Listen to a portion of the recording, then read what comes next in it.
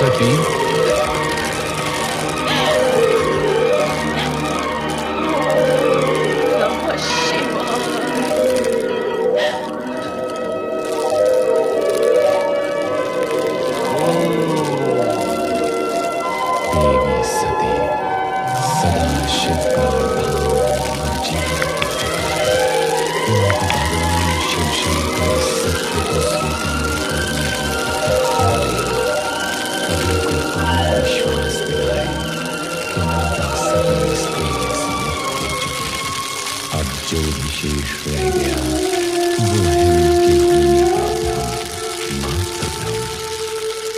सती, सती, सती,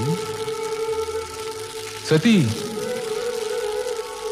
मैं तुम्हें इतनी देर से पुकार रहा हूं, फिर भी तुम मौन क्यों हो? मेरी पुकार को नकार क्यों रही हो प्रिय?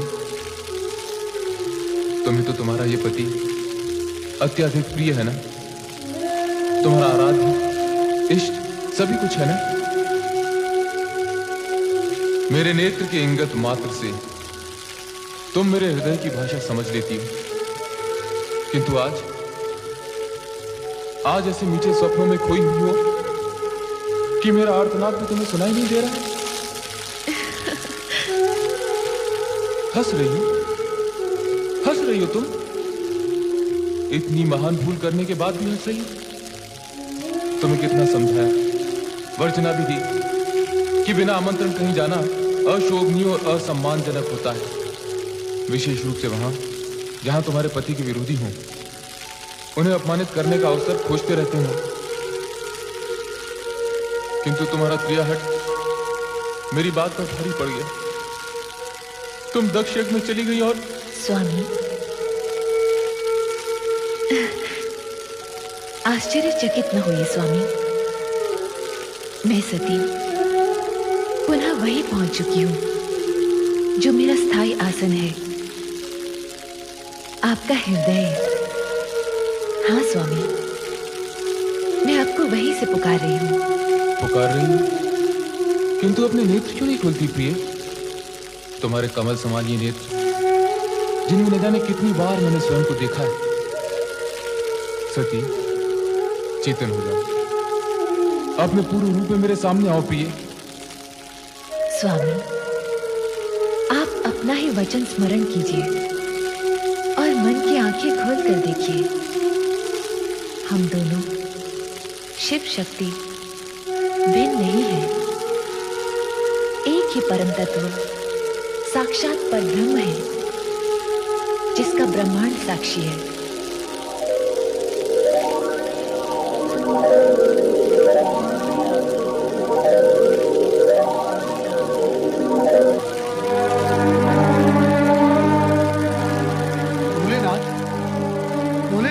नारद का प्रणाम स्वीकार हो।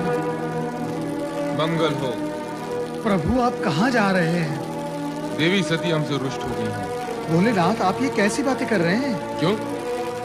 क्या सदा पत्नी को ही पति का साथ देना चाहिए, पति को नहीं? हम अपनी रुष्ट प्रिया का साथ कभी नहीं छोड़ेंगे। भोलेनाथ, क्या इतने पर भी आपको वास्तविकता समझ में नहीं आई? तुम हमारा समय नष्ट कर रहे हो नारद। तुम्हारी बातें सुनकर सती और अधिक रुष्ट हो जाएगी। रुष्ट? हे त्रिकालदर्शी, बिना प्राण की देह कहीं रुष्ट होती है भला? नारद!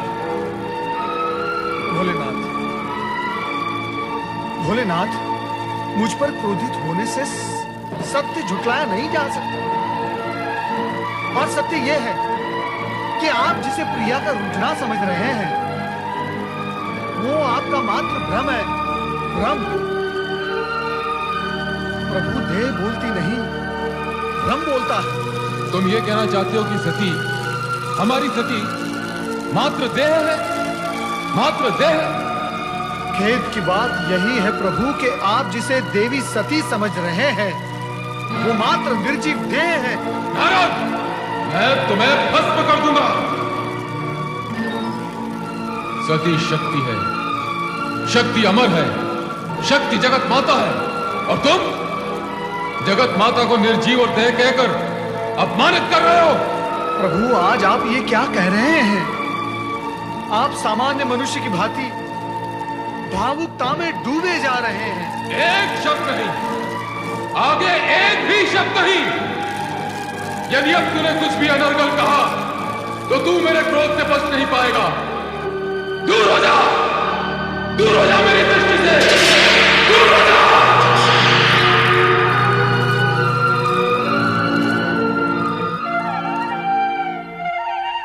माता सरस्वती नमः। ब्रह्मदेवाय नमः। ब्रह्मदेवाय नमो नमः।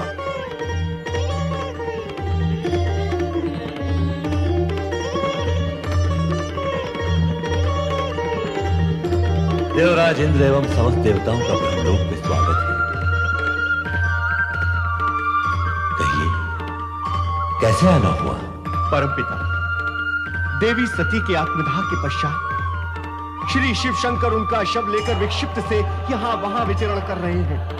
उनका क्रोधमय रूप देखकर ऐसा लगता है कि कहीं उनका ये भाव इस सृष्टि का संहारक न बन जाए। और कहीं ऐसा हुआ तो आपकी रचना देखते ही देखते अस्तित्वहीन हो जाएगी। रक्षा कीजिए, सृष्टि की रक्षा कीजिए परमपिता, अन्यथा सृष्टि को नष्ट होने में कुछ ही क्षण शेष रह गए हैं। ये तुम क्या कह रहे हो नारद? हाँ परमपिता, मैं स्वयं देख कर आ रहा हूँ भगवान शिव का वो अकल्पनीय विनाशकारी रूप। विनाशकारी रूप? विनाशकारी रूप? शिव अर्थात मंगल, कल्याणकारी रूप विनाशकारी? मेरा तात्पर्य है ये जो उनकी विक्षिप्त अवस्था है वो ही विनाश लीला का कारण बनेगी। वो तो मानते ही नहीं कि माता सती आत्मदाह करके निर्जीव हो गई है। तुमने उन्हें समझाने की चेष्टा नहीं की? परमपिता की, परंतु उसकी प्रतिक्रिया स्वरूप उन्होंने मुझसे यह कहा कि तुम माता सती को निर्जीव कह रहे हो, मैं तुम्हें भस्म कर दूंगा। और बस मैं भयभीत होकर यहां चला आया। परमपिता, ये सब सुनकर तो ऐसा लगता है कि अब शिव का तीसरा नेत्र खुलने में अधिक विलंब नहीं है। और यदि ऐसा हो गया तो इस सृष्टि के भस्म होने में एक क्षण भी नहीं लगेगा परमपिता, एक क्षण भी नहीं लगेगा। अब आप ही कोई उपाय कीजिए और उन्हें शांत कीजिए। शांत कीजिए प्रभु, शांत कीजिए, शांत कीजिए प्रभु, शांत कीजिए। शांत देवगणों, शांत। इसका उपाय हमें श्री हरि विष्णु ही बताएंगे। चलिए वैकुंठ धाम। ये नहीं हो सकता महाप्रभु कि आप भगवान शिव शंकर को इस मुंह से मुक्त न कर सके, किंतु आप तो।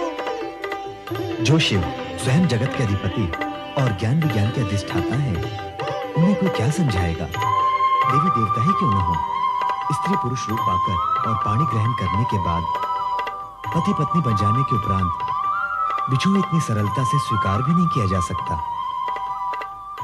शिव को वास्तव में यह लग रहा होगा जैसे वो अपने अर्धांग से विलग हो गए हैं। ये दुख असहनीय है कमले।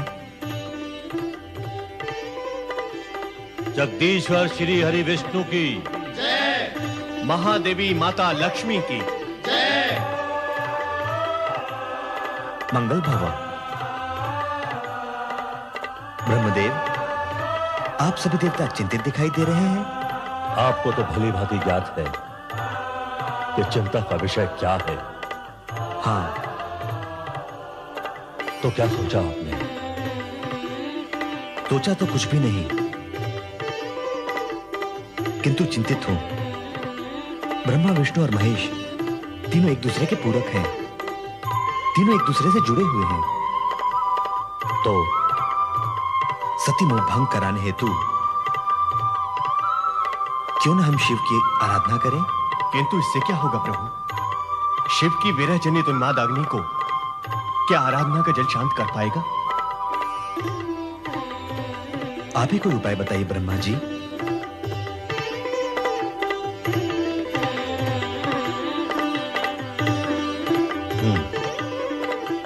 बहुत सोचने के पश्चात एक उपाय मन में आया तुम्हें। तो बताइए ना परमपिता, शुभस्य शीघ्रम। बताऊंगा, किंतु उसे कार्यान्वित श्री हरि विष्णु को करना होगा। आप कहिए तो सही। अपने सुदर्शन चक्र से सती का शव विच्छेद करना। क्या? हाँ, शिव का सती मोह भंग कराने हेतु क्या आवश्यक है?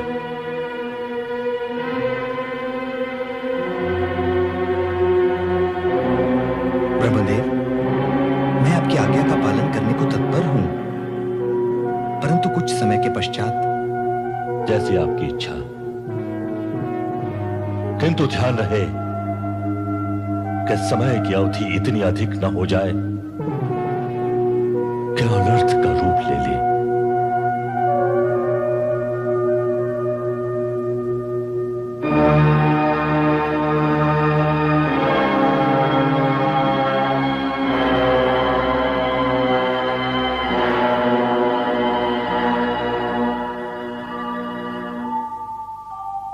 ओम नमः शिवाय। ओम नमः शिवाय। ओम नमः शिवाय। ओम नमः शिवाय। ओम नमः शिवाय। ओम नमः शिवाय। ओम नमः शिवाय। नमः शिवाय।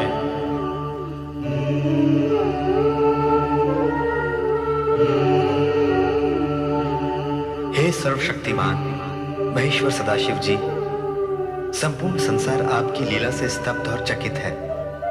देवता आदि और आपकी कामना के वाहक स्वयं ब्रह्मा जी और मैं किंग कर्तव्य विमूढ़ हैं। किसी की भी समझ में नहीं आ रहा है कि क्या किया जाए, और ब्रह्मा जी ने जो मुझे उपाय बताया है उसका ध्यान करते ही मन कांप उठता है। मैं जानता हूं कि मुझे जो करने के लिए कहा गया है वो सब आपको ज्ञात है। अब आप स्वयं ही मेरा मार्गदर्शन करें प्रभु, और मुझे बताएं कि मुझे क्या करना है। ओम नमः शिवाय। ओम नमः शिवाय। ओम नमः शिवाय। ओम नमः शिवाय।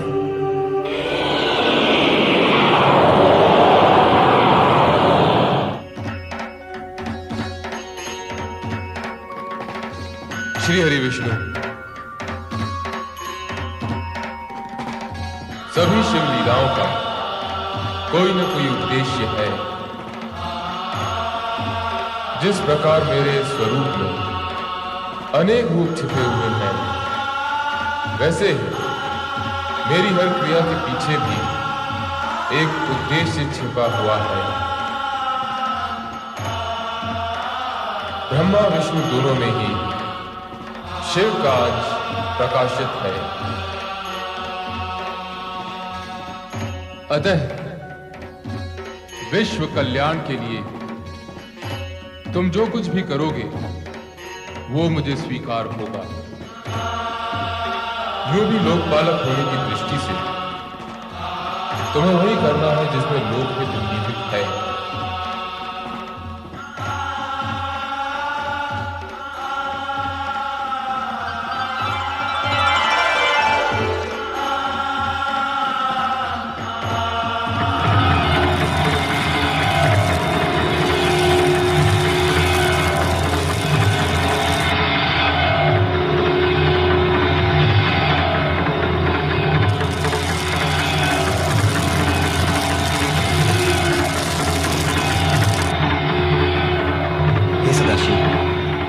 आपसे अनुमति तो ले ही ली है, परंतु एक निवेदन भी करता हूं कि इस सुदर्शन चक्र से देवी सती का शव विच्छेद मात्र सृष्टि समृष्टि की रक्षा करने हेतु ही कर रहा हूं, और समृष्टि की रक्षा दूसरे शब्दों में आपकी लीला को नया मोड़ देने का बहाना भी बनेगी।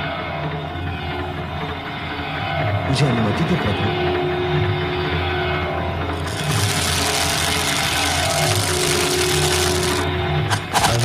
श्री हरि विष्णु ने सुदर्शन चक्र चलाया, जिसने शिव तत्पश्चात सती के चरण स्पर्श किए। चक्र ज्यों ही सती के मस्तक की ओर गया, एक तीव्र ज्योतिपुंज उभरा, जिसमें से प्रकाश की धाराएं भूमंडल की ओर जाने लगी। ये ही ज्योतिपुंज कालांतर में शक्तिपीठ कहलाए और इस प्रकार आर्यावृत में 51 शक्तिपीठों की स्थापना हुई। माता शक्ति, जो भगवान शिव की पूरक है, ज्योति रूप में इन शक्तिपीठों में विद्यमान है। शिवजी ही सभी देवी देवताओं के आराध्य हैं। उनका ही नाम सदा स्मरण करने वाले ब्रह्मा आज ब्रह्मलोक में ओम नमः शिवाय पंचाक्षरी मंत्र के साथ साथ माता शक्ति का जप भी बार